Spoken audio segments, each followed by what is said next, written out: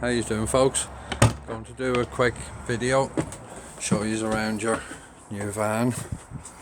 When you come in the door, we control panel just over the door. You can see here on the right hand side, we've main on off switch, main power switch. Just push it in at the top, switches on all the power in the van, and at the bottom turns it off. Next we have a little light. If you plug in your mains lead, that'll light up yellow just to tell you have power coming in. The next switch is a spare switch, it's not used for anything in this van. Over on the left hand side here we've your gauges. The switch on the left here is the battery gauges. If we push in the top of the switch, it shows us the power in the leisure battery. It's up there, 12.5 volts. If we push in the bottom of the switch here, it shows us the other battery. It's just below 12.5. Here we've our water gauges. If we push in the top of the switch, it's showing us the fresh water tank. It's 3/4 full roughly. And the bottom here is the wastewater tank, your grey water, it's empty. A little alarm here, that'll just tell us if the battery is going low. If it's coming down into the red, stuff will start cutting out. In the centre here we have our clock. You can switch on your clock or have your clock off, and your temperature inside and temperature outside. So that's your control panel. Next we have your fridge. You have a 3-way fridge. It'll work off gas, mains power electric and 12 volts. On the left hand side we've a little red switch and a green switch. Hard to see them with this. The red switch is for 12 volt, only works when you're driving. If you leave that on, the switch will light up when you start the engine, so the fridge will work while your engine's running. The green switch is your main switch when you're plugged in on the 230 volt mains power, just an on off switch. And you've a knob here, temperature control knob beside them. On the right hand side are your gas controls. That's better. Right hand side are your gas controls. The orange switch here is your igniter. If you turn that on, it'll flash. And the knob on the left, just turn it around that the little black dot is lined up with the gas symbol. Hold it in and the orange light stops flashing once it's lit. Once it's lit, keep it held for a couple of seconds and that's it. You can turn up and down your gas temperature here, this knob. If we turn off the gas or the flame goes out, this will start flashing again to tell you it's gone out. That's your fridge. A wee lock on the fridge here. If you push in this wee green button, this will come up.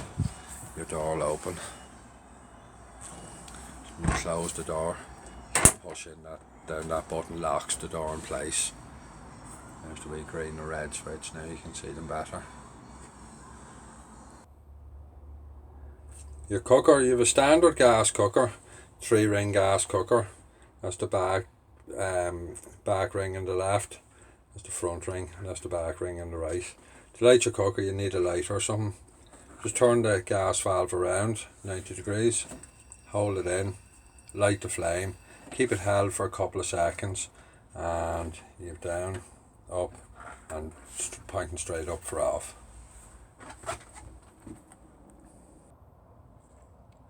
Now your heating controls, you've 2 knobs here. One is for your power source, your gas and electric, and one is the controls for your heater, if you're heating water or heating the van. We'll go through this one on the left here first. Wee button on this grey dial is in the middle here, the heating's off. The easiest way of remembering it, your 40 and 60 are your water temperatures. So if we turn it up to 40, that'll heat the water up to 40 degrees. It'll turn off once it's up to 40 degrees. It'll come on and off as it's needed. 60 degrees is more if you're using showers. 40 degrees is for normal everyday use.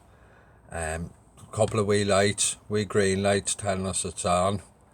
Little orange light is telling us it's on water heating, and when it comes up to temperature, the orange light will go out and it'll come on and off as it's needed for heating the water.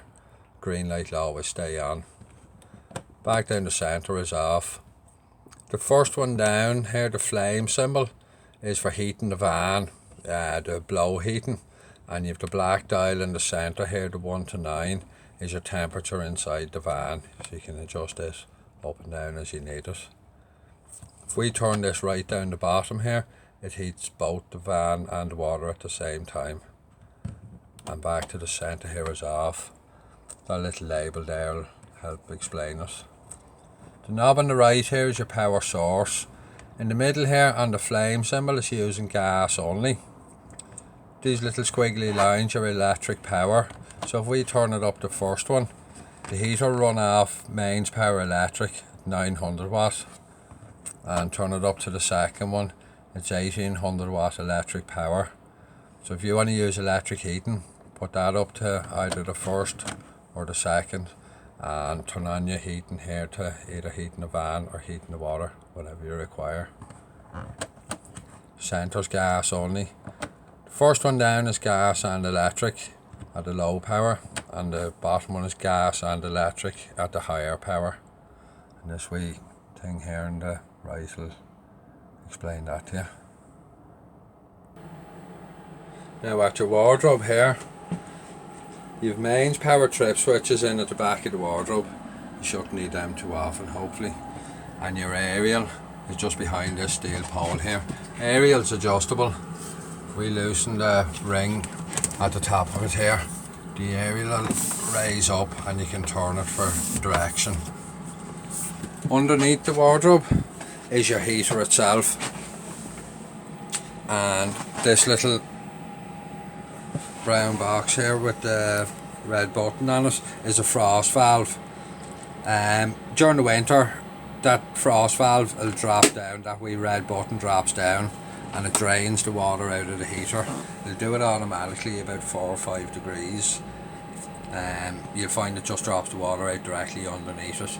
To reset it, just pull it up, it'll click up into place. If you want to drain the heater yourself coming into the winter, if you just push down the button manually, it'll drain out the heater for you.